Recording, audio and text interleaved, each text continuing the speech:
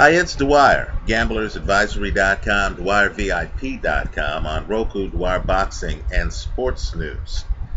Let's talk about the recent fight between Pascal, who was awarded the decision, and Yuniesky Gonzalez. Now, my pre-fight prediction was wrong. My prediction was that somebody in this fight would get knocked out. I said that both of these guys carry power, and I thought that Gonzalez was going to try to take the pocket away from Pascal, and that sooner or later punching power would rule the day and somebody would get KO'd. Now let me say this first. Who won the fight? I believe this fight could have gone either way, right? Had they announced that Gonzalez won the fight by a couple of rounds, I would have had absolutely no objection, right? It really depends on what you're looking for. Gonzalez does rule the pocket. He is on his front foot, right? He does force Pascal onto his back foot. But as he's doing so, he's getting hit with some shots. Understand, and I know about 70% of you disagree with me. Fair enough, right? But in my opinion, Pascal is one of the hardest punchers in the sport of boxing. In other words, I believe this fight's a bluff fight. The guys look like they could take each other's punch, but I'm sure privately their knees were wobbling. Pascal is landing some big shots. I don't understand those of you who claim he's not. Right? Both guys are landing big shots, right? I felt that Gonzalez paid a lot for the real estate, as Teddy Atlas likes to say. Yes, he's coming forward. Yes, he's forcing Pascal backward. But he's getting hit so much that, you know, the announcers on the feed that I looked at, Dave Bontempo and somebody else, they're commenting on how Pascal's punches were harder than Gonzalez's. Right now, let's talk about styles, and let me say what's really important here. Regardless of who you thought won the fight, let's say this fight was an exhibition, for argument's sake. If you asked me who has the greater capability, we have to make hard decisions here because we're gamblers. Who has the higher upside? Who's more of a problem for an opponent going forward? Right? I would say that the answer is Pascal. Whoever you think won this fight, I think Pascal has the greater capability. Let's talk about why. Think of it this way. What options did each fighter have at any moment in time? Pascal had far more options. First of all, Pascal has a back foot game. He fights this fight primarily on his back foot. You don't know if Yuniesky Gonzalez has a back foot game. Right? Gonzalez needed to be in the pocket to be effective. Pascal can operate outside of the pocket. Right? Understand, he's backing up. He's throwing shots as he's backing up. Think about the timing that takes. Right? He's not just coming in and throwing punches, he's reacting to his opponent. Let me say this too. Several times in this fight, Pascal bends at the waist and gets low. He's rolling with punches. Right? There's a vertical element to his game that's missing from Yuniesky Gonzalez's game. Right? Gonzalez also doesn't move his head as well as Pascal. Pascal gets hit with some shots. I'm not saying he survives the fight without getting hit. I'm not saying the fight's not close. I'm not even saying that Pascal won the fight. I believe this fight's in that gray area where you have to accept what the judges say, because you understand this fight could have gone either way depending on what you're looking at. But make no mistake, look at Pascal's hands. He's able to have his hands low against a guy who's throwing volume and stepping forward, because Pascal has parts of his game where he's moving his head. In other words, he's not relying on his hands for defense. He's moving his head. He's turning. He's bouncing. He's leaning. To me, that offers more possibilities against other opponents, whether it's Andre Ward, whether it's Kovalev, whether it's Stevenson, right? Whether it's Andres Fonfara. That offers Pascal more options against each of those opponents than it offers Yuniesky Gonzalez. Gonzalez is the guy who has the very effective game, right? If he's a football team, American football, let's say he has a great rushing attack, but you understand he has to run the ball to be successful, right? Jean Pascal is different. With Pascal, it might be a spread offense. It might be a two-back offense. He might be operating out of a shotgun. A lot of it depends on your defensive strengths, what he does himself, right? He's making the adjustments based on who he is going up against, right? Now, let me say this. As you watch the fight, Gonzalez has the better body language. In other words, he's the one who is standing upright, moving forward. He looks stronger than Pascal. But don't confuse that body language with actual punching power. Now, both guys can hit, but I'm telling you, Pascal is a little bit more special in the power punch department. So Pascal's moving more. Gonzalez is more upright and stiff. You see his broad back. He has Pascal backing away from him. In my opinion, that doesn't mean that he's winning the fight.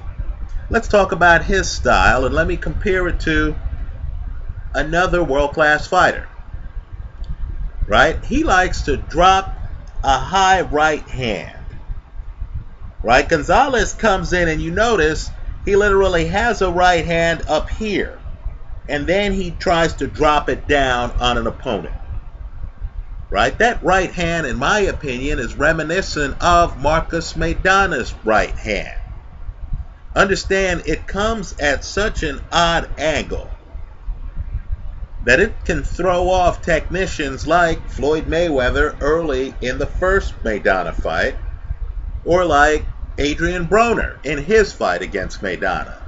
Here I noticed early Pascal seemed to be a little bit surprised by Gonzalez's right hand, right? You see it on film, it's not the same in the ring. So Gonzalez is coming forward, and he's throwing this right hand from the clouds that lands. But then I notice as this fight goes along, Pascal makes adjustments. When Gonzalez comes up and, starts to throw that right hand, Pascal figures out, hey, he's about to throw that right hand from up here. Let me move away. A lot of this fight is Pascal seeing Gonzalez come in, knowing Gonzalez is going to throw punches at certain angles. And let's be clear on the angles. Right hand's up top to the head. Left hand low. He has a plane going, right? Where his body weight is right hand up top, left hand low. Right? So Pascal knows it. Also, Gonzalez, because of his balance, right, is a left, right fighter, isn't he? Look at the film. He's not coming in shifting balance, tripling up on one hand, coming back with the other hand and stuff like that. That's not his game, right? He's a seek and destroy type fighter. He's coming forward on his front foot. He has good punching power, right? Not Pascal power in my opinion, but good punching power. right? And most of the guys wilt in front of him because he's so aggressive. He owns the pocket. But understand, this is the high level of the sport, right? Pascal is one of those guys who's been in the ring with far more complicated fighters, right? Chad Dawson. I understand everyone's blinded by Butte's loss to Carl Froch, but Lucien Butte, right, who's a southpaw with boxing skills, right? Pascal's seen it. He's also dealt with big puncher on front foot, Sergey Kovalev, right? So Pascal is really the guy on campus who already has the postgraduate degree.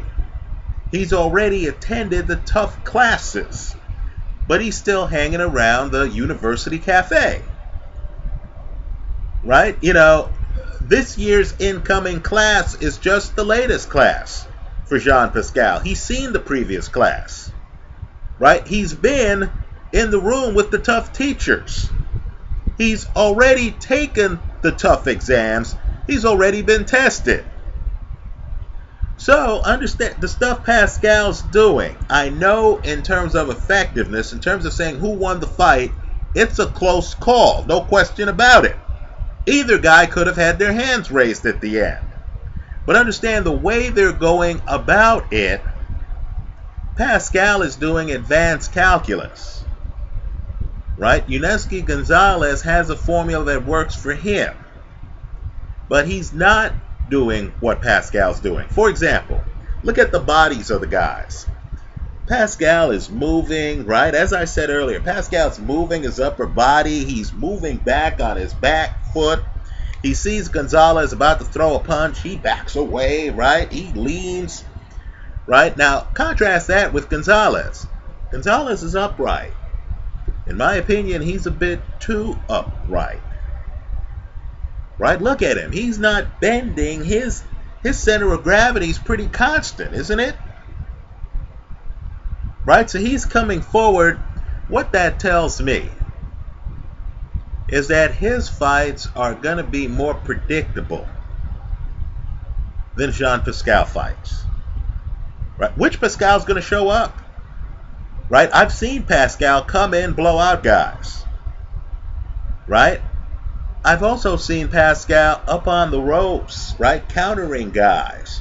You know, Pascal at times looks like he's defenseless. Then you throw the punch and he's leaning, he moves his head. Worse yet, he's coming in with his own power shots. Right? Pascal's the bigger mystery. As a gambler, Gonzalez is more interesting to me because gamblers want more predictability. If I know Gonzalez is going to go in there and try to duke it out with guys like I know Marcos Maidana is going to do, right, then that increases the possibility of a KO. In other words, just like when you watch Marcos Maidana fights, you know Maidana's not going to suddenly, in a big fight against Floyd Mayweather, bust out a back foot game. Besides, he's going to win on points. That's not his game. You know it's front foot. You know he's trying to bring action, right? You knew against Adrian Broner, you knew... you knew Maidana was going to come forward, try to knock him out, right? You knew that. I believe you know that about Yuniesky Gonzalez. In my opinion, he's a little bit too upright. Don't get me wrong, he's a world-class fighter. As I said in the pre-fight video, he's underrated, right? As I said in the pre-fight video, even against an experienced former world champion like Jean Pascal, Gonzalez was not going to concede the pocket. He was going to take the pocket from Pascal, right? But too front foot heavy, too upright. Doesn't vary the punches as much as Jean Pascal does, right? Doesn't really vary his game that much as the match goes along. In other words, with Pascal, he's trying to beat you on strategy, right? With Gonzalez, he's trying to physically overwhelm you. There's a difference.